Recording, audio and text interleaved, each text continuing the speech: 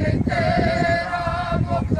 was a great turnout today in Gisborne for the official launch of the Tairāwhiti Childrens Team, a program which will provide support for an estimated 430 at-risk children and their families over the next 2 years. Amongst the dignitaries who attended the event was Social Development Minister Anne Tolley. Tūranga FM Media News spoke with the Minister today. This is the sixth team that we've launched as part of the Vulnerable Children's Act. It's a different way of working. It involves cross agencies and NGOs, but it's about working together, sharing information, focused on the needs of the vulnerable children that have been identified in our communities. For the Gisborne region, how important is that? Well, we've identified just under 500 young children would be what we deem to be at risk.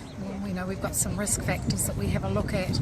And so they're going to need some quite intensive work. As I say, the needs are quite complex.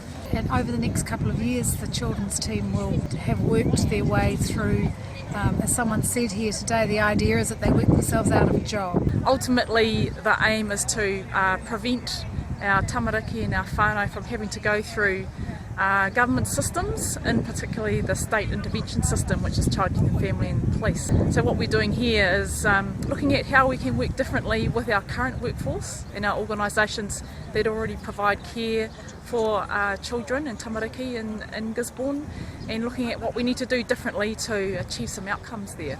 I think it's probably the most important job I will do as a minister, making sure that as few children as possible need that statutory intervention by the state. And there are things that we can do as a community if we take that responsibility to work to make sure that those children do get that opportunity. Fantastic, Minister Anne Tolley, thank you very much. Welcome.